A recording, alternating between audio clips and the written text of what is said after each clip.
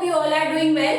So today we are going to do one question which has appeared in SOF IMO 2019 to 20. Okay, so the question is based on Roman numerals. So here is match the following and select the correct option.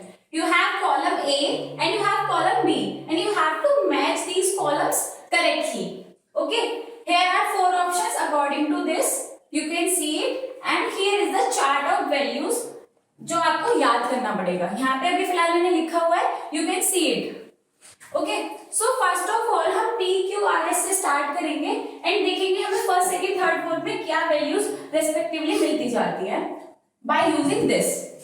Let's start P from P option. तो P option में हमें क्या दिया हुआ है? दो digits दी हुई है रोमन न्यूमरल्स की फॉर्म में.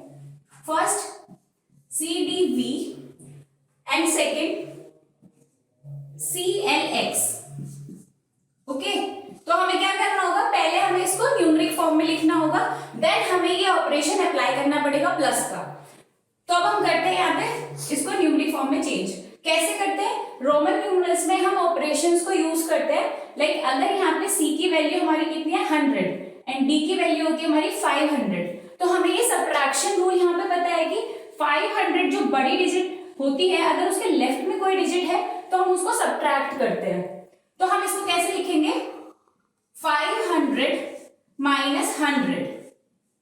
ओके, सो ये वैल्यू जो हमारी आएगी सी डी की वो आएगी 400 प्लस v हमारा क्या होता है 5, तो यहाँ पे हम सिंपली 5 लिख देंगे प्लस 5, तो ये हमारी वैल्यू आई 405.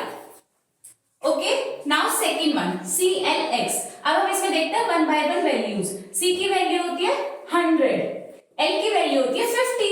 तो यहाँ पे तो सब्ट्रैक्शन रूल फॉलो नहीं हो रहा, तो यहाँ पे आप सिंपली ऐड करते जाएंगे. सी की वैल्यू 100 प्लस एल की वैल्यू 50 प्लस एक्स की वैल्यू 10.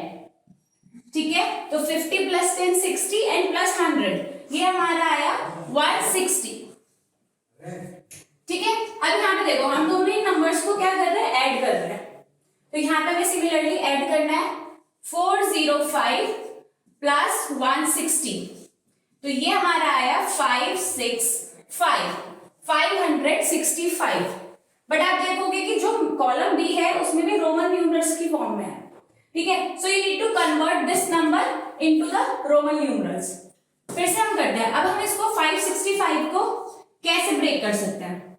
हम इसको ब्रेक कर सकते हैं 500 प्लस 60 प्लस 5. राइट, अब आपके पास 500 की वैल्यू तो है डी, बट 60 को आप कैसे ब्रेक करोगे फर्दर? 500 एज इट इज, 60 को हम लिख सकते हैं 50 प्लस 10 प्लस 5. तो अब हम इसको इजीली इस फॉर्म में कन्वर्ट कर सकते हैं. 500 होता है हमारा डी, 50 होता है हमारा एल, 10 होता है हमारा x और 5 होता है हमारा v. तो अब आपको क्या दिखा? 565 DLXV. तो ये कहां पे है? ये है थर्ड ऑप्शन DLXV. तो हमें पता चला P का जो मैच है वो थर्ड पे है.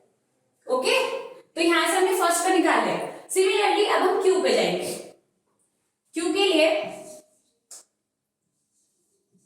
लिखते हैं क्या पहले? DLXV.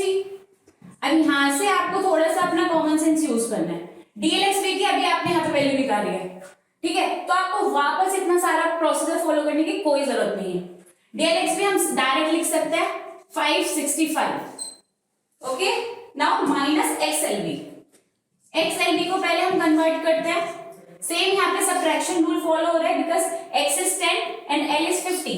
तो 50 minus 10 is 40 and v is 5.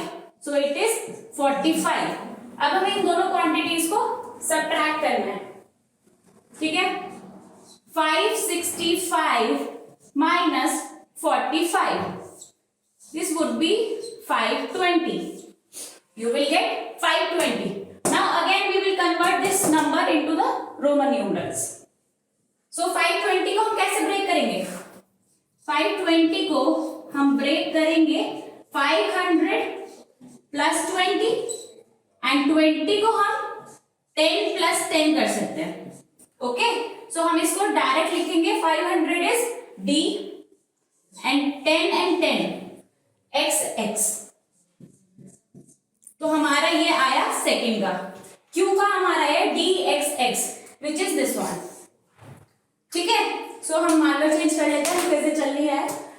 तो अब हमारा क्या होगा, DXX हमारा आया Q का ये। नाउ अब आपको ये चेक करना है, यहाँ पे आपको स्मार्टली एलिमिनेशन मेथड यूज करना है अपना टाइम सेव करने के लिए। यहाँ पे आप क्या करोगे, P का हमारा थर्ड आया। अब देखो आप P थर्ड किस किस में दिया हुआ है, एक तो A ऑप्शन में दिया हुआ है P का थर्ड, और एक C ऑप्शन में दिया हुआ है P का थर्ड। तो आप ऑलरेडी B और D एलिमिनेट कर सकते हैं directly from finding the value of P। Okay, so B नहीं हो सकता और D नहीं हो सकता। अब A और C में से आपको करेक्ट ऑप्शन देखना है। P थर्ड दोनों में है। नाउ Q पे आते हैं। Q क्या है, फर्स्ट। Q का मैच है फर्स्ट, तो Q का मैच यहाँ पे फर्स्ट है और यहाँ पे फोर्थ है। तो अब C भी हमारा नहीं हो सकता। तो यहाँ पे हमारे पास एक ही ऑप्शन मिलता है by finding the value of P and Q which is option A। तो you can directly take the option A after these two values. Okay, और अगर आपको आगे चेक करना है तो आप सिमिलरली इस चार्ट का यूज करके R और S की भी वैल्यू फाइंड कर सकते हो। आपको यही ऑप्शंस मिलेंगे जो